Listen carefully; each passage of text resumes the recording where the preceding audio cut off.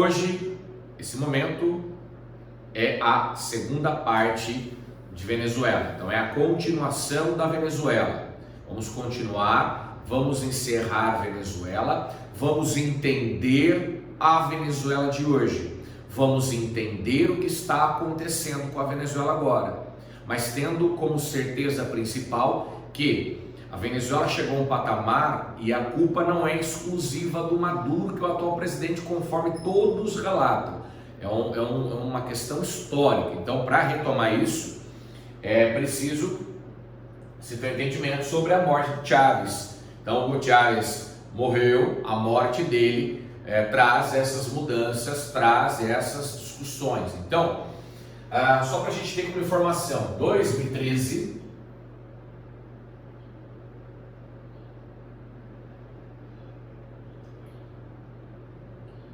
é, portanto, a morte de Hugo Chávez,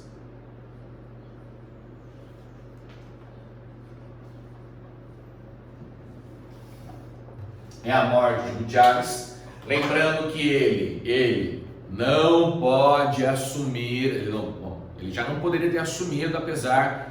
Porque lá na Venezuela existe uma regra do qual você só pode assumir o poder caso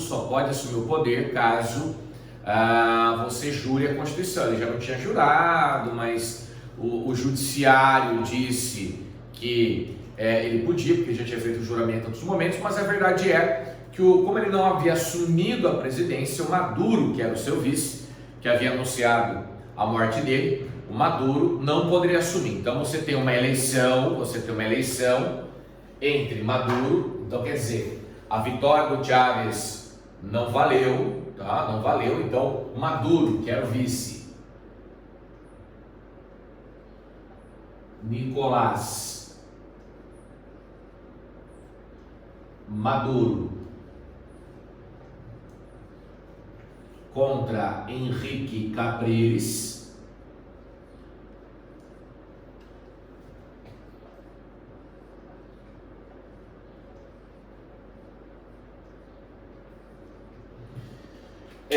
Nessa nova eleição convocada ali em abril de 2013, essa eleição convocada em abril de 2013 é uma eleição para reconsiderar a eleição do Chávez. Então, na eleição do pleito, conforme vocês têm aqui o cenário, o Nicolás Maduro venceu. A vitória dele, acho que é bom deixar sempre claro isso, a vitória do Maduro,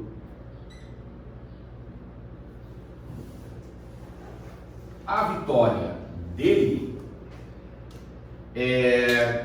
para muitos tem várias vertentes. Então, aqueles que são contra o chavismo vão dizer que ele venceu porque ele manipula a eleição.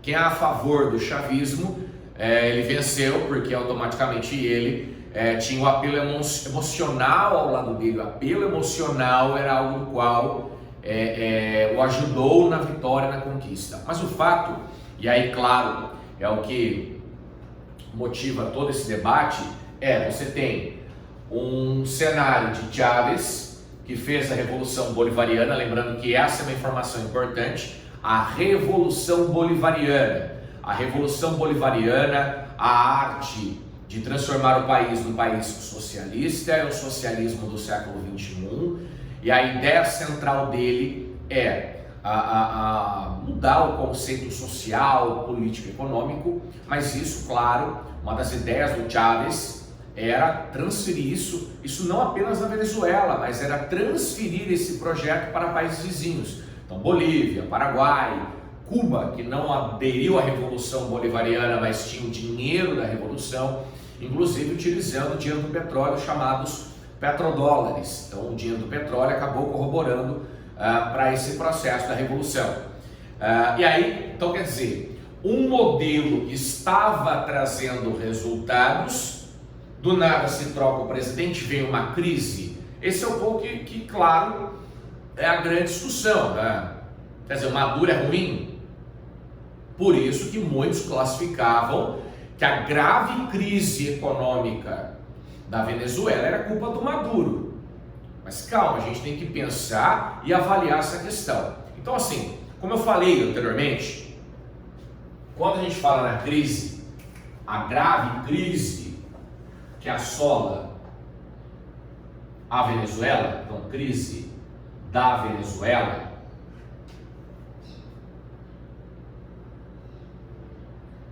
a grave crise que assola esse país, eu tinha dito anteriormente que nós não podíamos culpar o petróleo dessa responsabilidade. Ah, mas o petróleo tem a ver. Gente, o petróleo, ele acabou virando a cereja do bolo, mas ele não é o culpado de todo o processo. Então a gente pode colocar que a culpa é o desgaste do modelo. Então o que nitidamente tem acontecido é o desgaste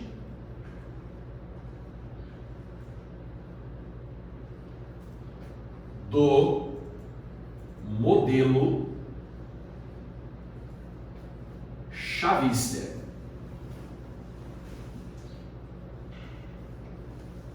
Quando eu falo modelo chavista, fazendo uma menção à Revolução Bolivariana. Então, o desgaste é da Revolução Bolivariana,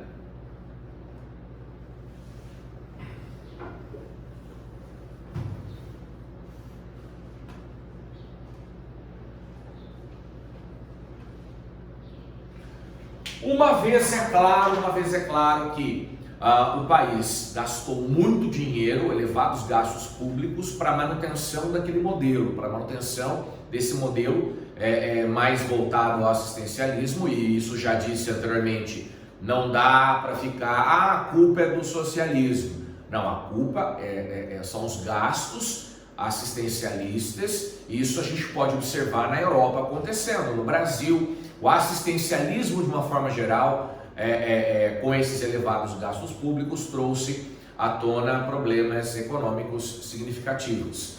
É claro, a gente também não vou só culpar o assistencialismo, existe a corrupção, os problemas econômicos naturais, mas o que eu quero é descentralizar a responsabilidade do socialismo ou capitalismo nessa vertente.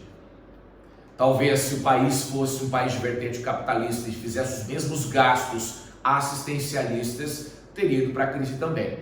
Então, o desgaste do modelo é muito grande. A ponto da Venezuela cometer erros, por exemplo, de os parceiros, Bolívia, Paraguai, Equador, Cuba, nessa relação da Revolução Bolivariana, ao passo, por exemplo, do governo da Venezuela abrir a sua economia para produtos desses países, de forma desenfreada, o que, por exemplo, motivou a concorrência dentro da própria Venezuela. Então, eu abri a minha economia para a entrada de produtos concorrentes, mas produtos que estariam em condições de quebrar a minha própria economia, desrespeitando, de certa forma, o meu cidadão, o meu trabalhador, que tinha um modelo econômico, que estava equilibrado, e eu acabei inchando a economia com outros produtos e prejudicando esse trabalhador.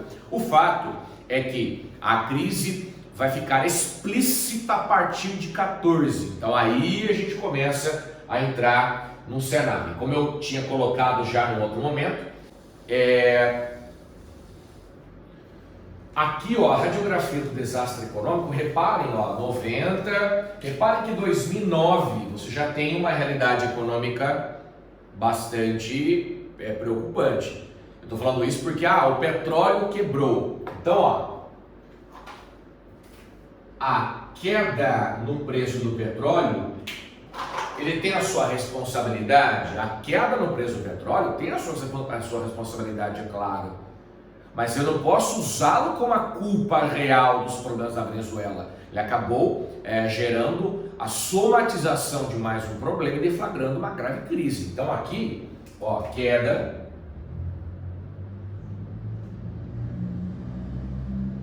no preço do petróleo. Essa queda no preço do petróleo, a gente pode colocar aqui ó, as datas de 2014, 2015 como referencial, porque os 2 anos isso se torna bastante agressivo. Eu estou falando isso exatamente para não colocar a única culpa a esse processo.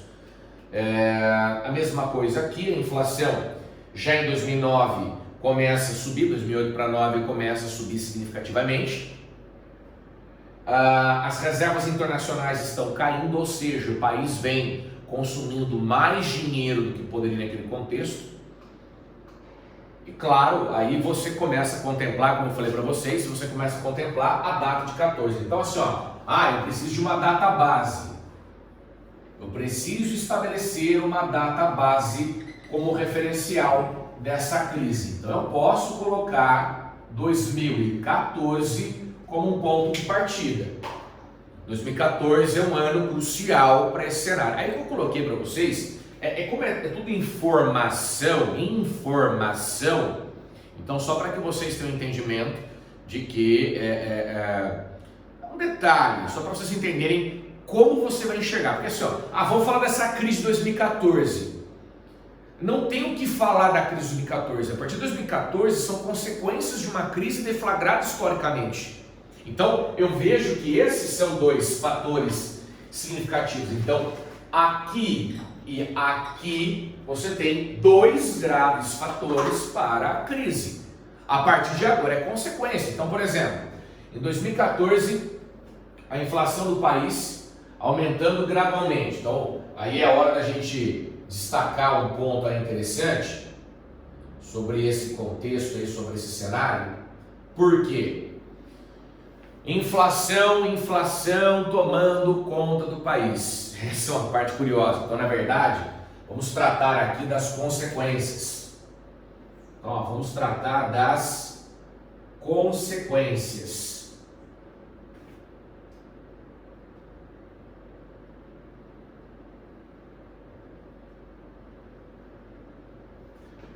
Quais são as consequências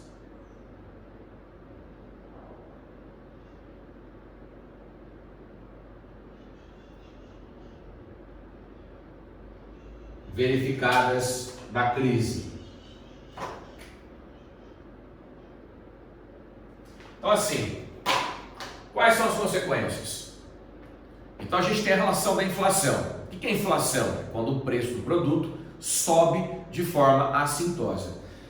Quando você fala de inflação, eu gosto sempre de deixar claro algumas coisas. Por exemplo, a barbárie de alguém falar assim, mas você não pode colocar isso, porque a inflação qualquer país tem. Eu concordo, qualquer país tem.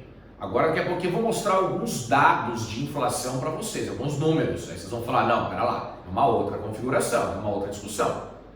Então, a inflação, que é a ascensão, o preço do produto subindo, existe uma questão que o Maduro ele começou a adotar medidas, e aí vocês vão percebendo que essas medidas vão se transformando em medidas muito radicais para a economia. Talvez alguns enxergariam que era a única saída para tentar resolver o problema. Então, por exemplo, ele estabelece controle de câmbio,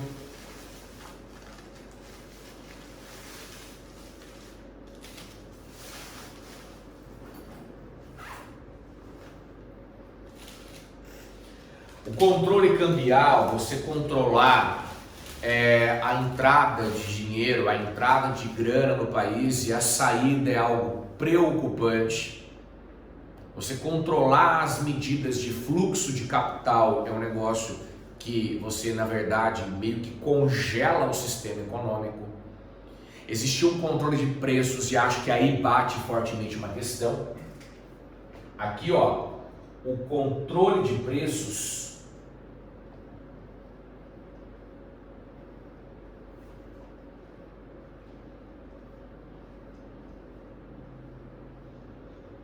eu vejo que ele está ligado aqui, o controle de preços, ele liga à inflação. Por quê, Alexandre? Por quê? Aí vem outro ponto. Como eu falei, meu papel aqui é mostrar os caminhos e não trazer a vocês uma verdade que pode ser a minha e não a verdade de fato. Então assim, aqui é o momento em que se tem um choque de debates. De um lado, os chavistas defendem que a falta de produtos, então o controle de preços, eu coloco aqui a falta de produtos. Então eu vou inclusive inverter essa seta aqui, vamos estabelecer uma relação de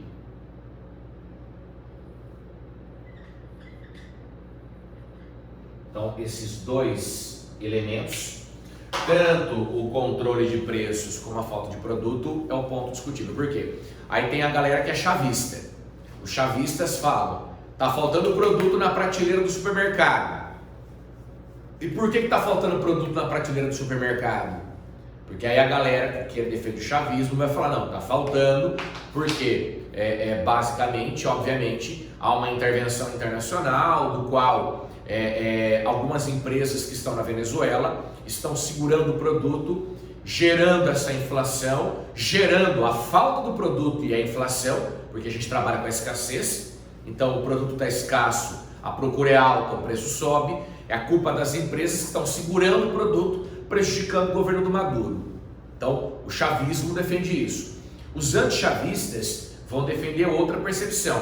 Qual percepção? Como o governo da Venezuela controla preços, e aí vale lembrar que o Brasil vivenciou essa mesma discussão lá atrás. O Brasil vivenciou o mesmo embate lá atrás, naqueles planos monetários psicodélicos que o Brasil teve. Que aí tinha inclusive o fiscal de preço era a própria população, fiscalizava os preços dos supermercados para que não subissem demais, que é o que eles tentando observar sobre a questão do arroz agora, que o arroz subiu gritantemente, inflacionou, então as pessoas estão tentando cada vez mais observar isso. Então a grande questão aí eu acho que vai ficar claro na minha explicação, que é assim, ó, vamos supor, aí eu consigo explicar por que falta produto na Venezuela também. Você acredita na intervenção de empresas querendo prejudicar o governo? Claro, mas como eu falei, eu não estou aqui para usar uma ideia como ponto central e batalhar nela, até porque eu tenho que pensar como que o vestibular cobra isso. Claro que alguma influência tem. Como eu falei, tem intervenção internacional em cima da crise da Venezuela? É óbvio que tem. É óbvio que tem. Eu só não gosto de ficar batendo numa tecla daquelas intervenções políticas, psicodélicas, não.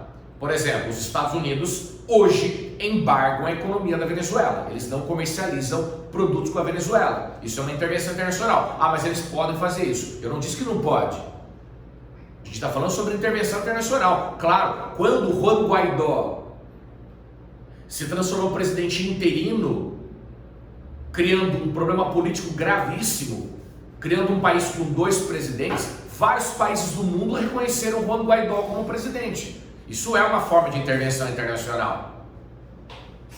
Então são esses pontos que eu coloco do qual a gente tem que refletir. Então, em cima dessa dinâmica, em cima desse roteiro, como que eu posso explicar inclusive a escassez de produto? A escassez de produto você pode vincular da seguinte maneira. Você produz um produto, eu vou dar um exemplo bobinho só para ficar claro, um sorvete, um picolé. Então você produz um picolé por 1 e vende por 2. Com a escassez do produto, que pode ser por uma demanda de empresa, sim, com a escassez do produto e a própria inflação já estava gerando esse cenário, o governo vem e resolve congelar preço.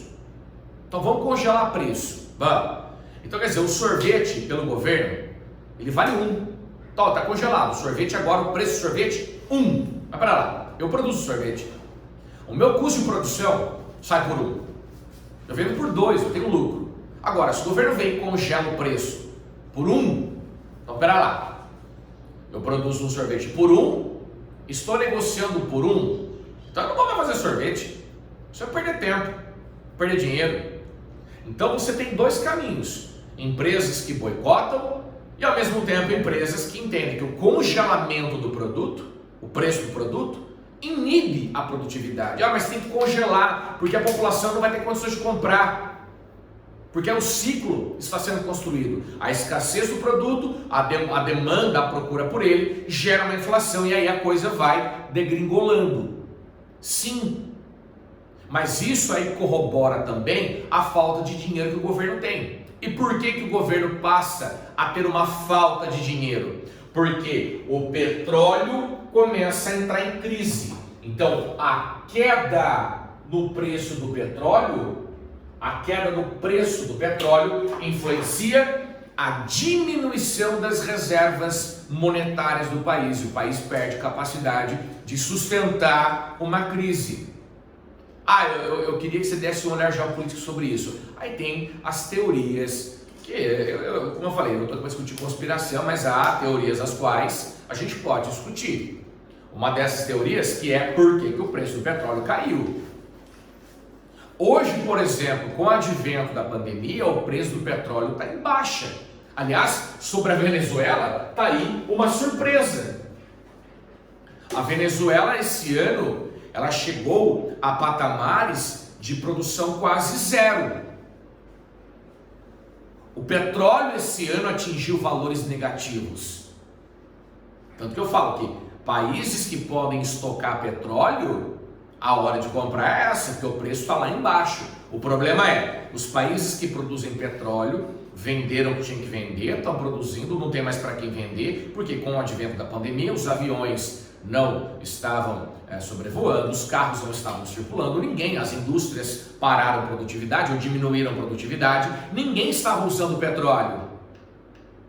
E aí, somado ainda essa discussão, vem a Arábia Saudita e a Rússia brigando por conta disso. Então o preço esse ano 2020 caiu muito, mas lá atrás, 2014 e 2015, também tinha caído. E o que motivou a queda? Os Estados Unidos tinham descoberto reservas de gás de xisto. E o gás de xisto substitui o papel do petróleo. Os Estados Unidos têm uma reserva abundante. Pra vocês terem noção, os Estados Unidos se elevaram como os maiores produtores petrolíferos do mundo, não reserva, produtores. Então a pergunta é, quando os Estados Unidos precisavam do petróleo da Venezuela, eles não tinham muita arma contra. Agora que os Estados Unidos não precisam, na verdade, do petróleo da Venezuela porque encontraram o gás do xisto, eu, Estados Unidos, que odeio a Venezuela, me dou o luxo de boicotar a Venezuela e foda-se. Então aquela queda lá atrás tem a ver com os Estados Unidos, sim, por conta das reservas de xisto. E isso corrobora com a crise da Venezuela. É culpa dos Estados Unidos isso? Não.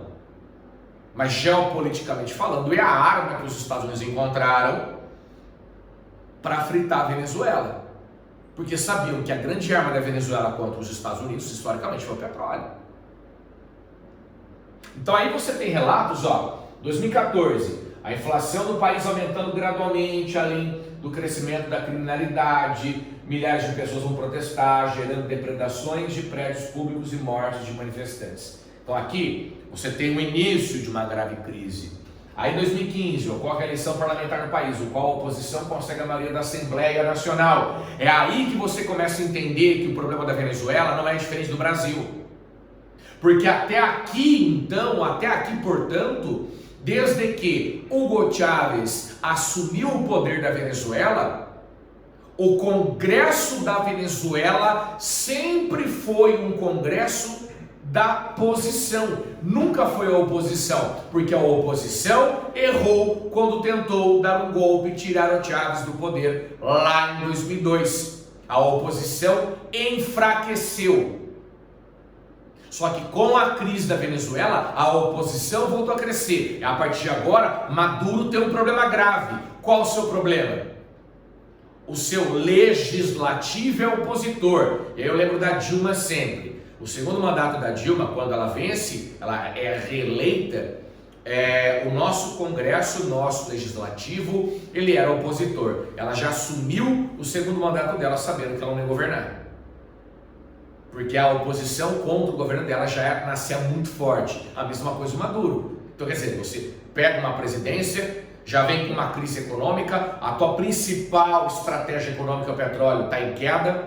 Aí, o teu legislativo se torna um opositor ferrenho ao seu governo. Então, tudo estava encaminhando para a Venezuela entrar nesse colapso. A intervenção internacional política influencia nas tomadas de decisões também. Aí você tem 2016, a inflação atingindo patamares absurdos e a falta de produtos nas prateleiras. Aí então colapsou. Aí é uma economia colapsada. Mas como eu falei, estamos aqui julgando se é capitalismo ou socialismo? Não, estamos julgando que isso aqui está ligado a N fatores. A gastar mais do que arrecada. Teve uma época que a Venezuela, por vender muito petróleo, arrecadava muito, muito. Então, se gasta mais do que arrecada, se gasta exportando o seu projeto ideológico, você passa a ter problemas ao escolher como única matriz econômica o petróleo, não tem diversidade produtiva no país. Então você tem uma série de condicionantes que levaram a esse cenário. Então, como eu falei, não é para discutir se é o capitalismo ou o socialismo. Claro, você até pode falar, mas se é o capitalismo tem a capacidade de resolver melhor. Você pode falar isso. Mas se não fosse socialismo, o país teria talvez antecipado parte dos problemas sociais. Você também pode falar isso. Mas no final, qual é a leitura real? A leitura real é o erro da Venezuela, o monopólio sobre um sistema econômico, gastar muito mais do que arrecada, você ter problemas políticos dos quais há uma fragmentação dos três poderes dentro do país, que é o que o Brasil tem enfrentado, a falta de respeito entre os três poderes, é uma soma. Aí em 2017, Venezuela é suspensa do Mercosul. Isso aqui é uma consequência do qual é bem politizado, porque a expulsão da Venezuela que vem em seguida, a Venezuela ela é retirada totalmente do bloco na condição do protocolo de Ushuaia. O protocolo de Ushuaia retira países que não respeitam a democracia. Um ponto importante sobre tudo isso, e bem importante eu considero, isso acontece porque a Venezuela iria assumir a presidência do Mercosul, num momento aqui em especial que o Mercosul tinha líderes de direita, líderes conservadores. Então você pega, tudo bem, o Brasil não tinha ainda o próprio Bolsonaro, mas já tinha uma linha racional de uma visão pós-Dilma. Você tem a Argentina com Maurício Macri, você tem na verdade uma mudança do Mercosul para uma linha mais de direita conservadora. Então quando a Venezuela vai assumir a presidência rotativa do Mercosul, vamos tirar antes, nós não vamos deixar um país socialista dominar esse cenário de extrema direita agora, ou de direita, que a América do Sul vem vivenciando. A queda do socialismo e a ascensão da direita. Então a suspensão vem por conta disso. Claro, é usado o termo protocolo de Ushuaia, o desrespeito à democracia, mas nós sabemos que tem uma linha política sobre isso. E aí em 2018, uma nova eleição presidencial ocorre, porém sem a participação da oposição, que alega que o próprio governo estava comprando votos por meio da distribuição de benefícios. Ou seja, em 2018, eleições na Venezuela. Foram antecipadas, na verdade, o Maduro antecipou. Foi exatamente aqui que você tem aquela história do Juan Guaidó sendo o presidente interino, que é o cara que, como ele era presidente da Assembleia Nacional, aliás, vou deixar mais claro ainda, vou deixar isso mais explícito quanto crise política, mais explícito quanto crise política. O problema deflagra aqui, na eleição parlamentar. O problema está aqui. Por que o problema está aqui? Porque quando a oposição vence a quantidade de cadeiras do parlamento da Venezuela, o que acontece aqui? Aqui na minha cabeça é aquela divisão, aquele contexto que você fala assim, Alexandre, todos chamam Maduro de ditador. Posso chamá-lo de ditador? Posso usar este termo? Porque me preocupa eu não ser justo com a informação, só falar porque todo mundo fala que ele é ditador. Aqui talvez seja o momento do argumento de você falar, olha, o Maduro talvez seja um ditador. Por quê? Porque quando o legislativo é assumido pela oposição, ele em seguida, ele fecha o parlamento e determina que o executivo e o judiciário vão assumir as funções parlamentares. Então quer dizer, quando um presidente fecha um parlamento, que é um poder, isso é desrespeito à democracia. Então, a atitude dele de ferir o legislativo, eu tenho o judiciário, eu tenho o executivo e tenho o legislativo. Se eu fechei um dos três poderes, eu automaticamente estou desrespeitando a democracia. Ainda alguém pode falar, mas Alexandre, ele fez isso porque tinham 3 candidatos que foram eleitos que não podiam. Eles não podiam sequer se candidatar. Ok, então o que você faz? Você destitui os candidatos, destitui e pega lá os 3 que estavam mais bem votados que não ganharam e eles assumem. Não fechar um parlamento. Por isso que virou bagunça. Então o executivo, que é o Maduro, fecha o parlamento fica putaço, a Assembleia Legislativa, portanto, cria o presidente interino, que é o Juan Guaidó. O mundo, nessa briga ideológica capitalismo e socialismo, os países que defendem a direita vão reconhecer Guaidó, sem saber o que é a realidade da Venezuela. E aí a merda está feita, a crise política se estabeleceu e vai deflagrar consequências à sociedade de uma crise econômica. Então esse é o ponto do qual a gente deve, claro, observar na questão. E 19, Nicolás Maduro e Juan Guaidó tomam posse paralelamente na Venezuela. O primeiro eleito pelo tribunal e o segundo pela Assembleia. É perturbador, né? Perturbador, negócio que foge à normalidade. Inclusive, aí vem uma pergunta sempre muito tradicional. Opa, travou aqui o bagulhinho. Agora sim, ó. A pergunta que eu vou deixar no ar, que é a pergunta que fecha a Venezuela, é a seguinte: como que em meio a tantos governos longos, como em meio a esse modelo, o Maduro não cai?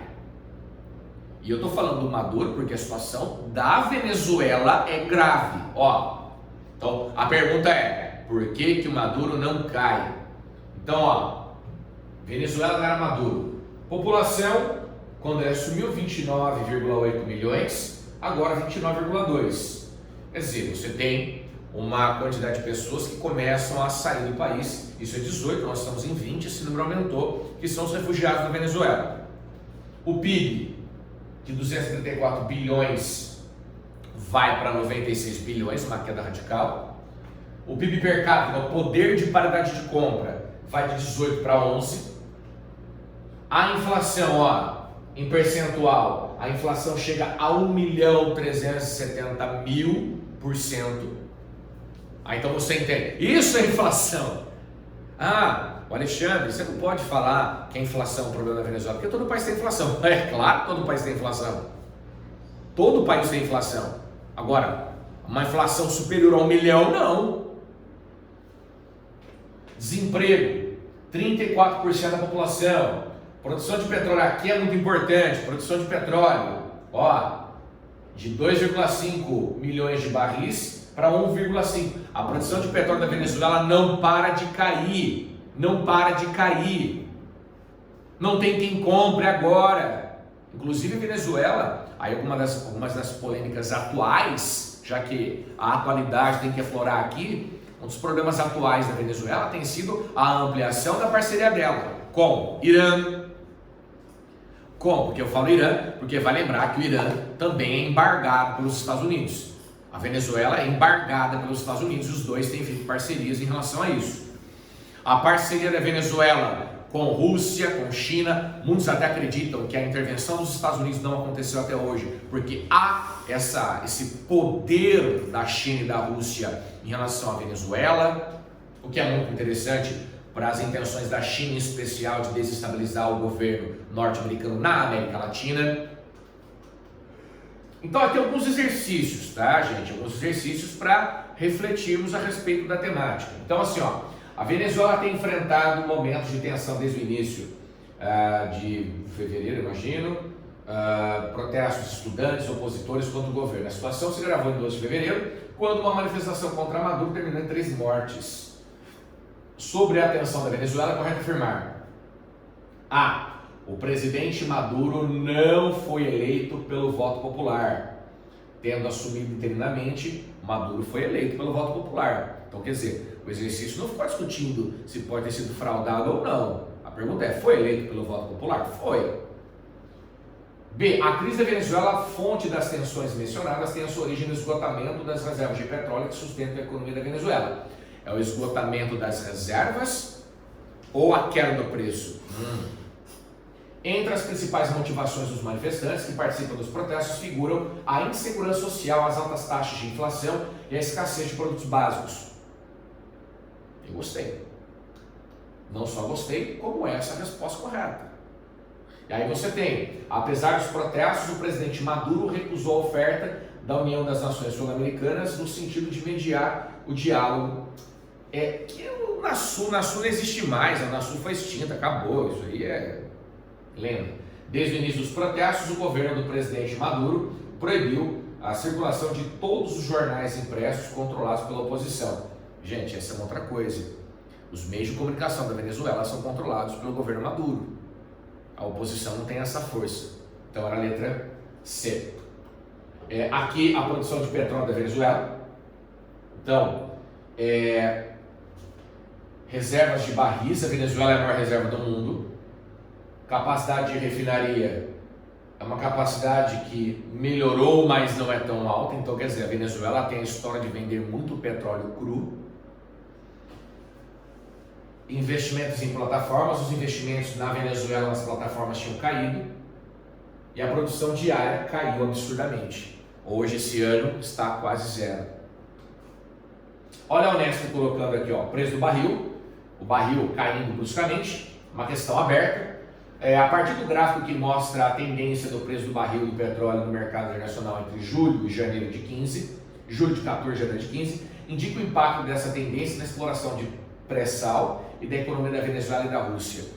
Na economia da Venezuela e da Rússia é porque é alta dependência desse recurso. Então, se o preço do petróleo cai, a arrecadação da Venezuela e da Rússia cai.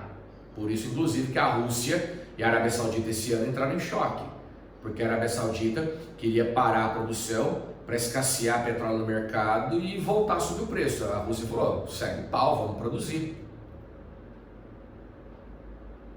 E aí a questão do pré-sal é simples, né? Para arrancar petróleo do pré-sal, minha gente, para arrancar o petróleo o custo é muito alto, o custo é caríssimo. Então quer dizer, se o preço cai, não compensa tirar dinheiro do pré-sal. Perguntinha, ó, se o governo controla os meios de comunicação, pode-se entender como uma característica de ditadura? O controle dos meios de comunicação por parte do Estado não necessariamente é uma ditadura. Porque assim, você pode democratizar a informação. Eu sempre tento olhar o olhar empresarial, o Estado sendo o empresário, eu sou o dono. Porque o próprio setor privado controlando os meios de comunicação, ele pode impor uma ditadura da informação. Eu escrevo só o que eu quero, que é a eterna briga no governo brasileiro hoje entre Bolsonaro e Globo. Então, na verdade, o que eu entendo como ditadura? Ditadura para mim é controle. Se a gente está falando de meios de comunicação, é controle da informação. Então eu posso ter uma ditadura no setor privado também. É que, claro, a sugestão é: se o Estado controla, se o governo controla, o governo vai escrever só aquilo que ele quer. Então, é uma ditadura?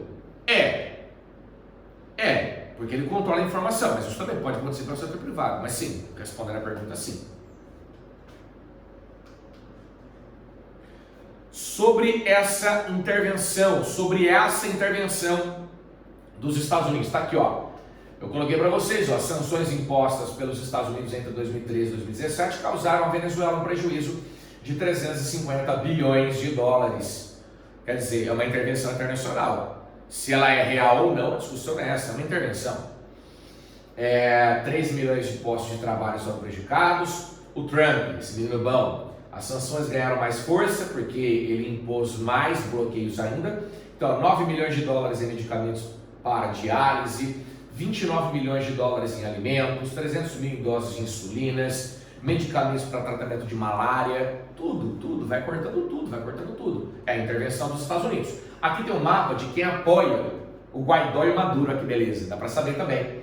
Então, ó, defendem Juan Guaidó, que era o líder da Assembleia Nacional e virou presidente interino. Então, quem é que defende Guaidó? Ó, América do Norte, Canadá e Estados Unidos. Me chamou a atenção a neutralidade do México, porque o México teve a ascensão recente de um presidente, que é o Obrador, socialista.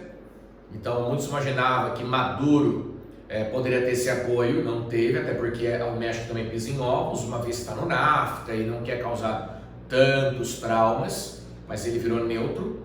Na verdade, a neutralidade é aquela história, né? Eu sou socialista, mas eu estou lidando com os Estados Unidos, é melhor não ficar brincando com essas coisas. Então, América do Norte, Canadá e Estados Unidos, e América do Sul, tirando da Bolívia, até então do Evo Morales, que renunciou no passado.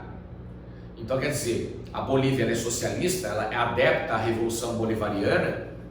Então, a América, nesse momento, ela segue Juan Guaidó. Isso pesa muito contra o Maduro. Então, o Maduro tem nadado sozinho. Até porque, mas o Uruguai é neutro também. O Suriname apoia a Venezuela. Olha que legal. Eu tenho como oposição a América inteira, mas o Suriname e a Bolívia me apoiam.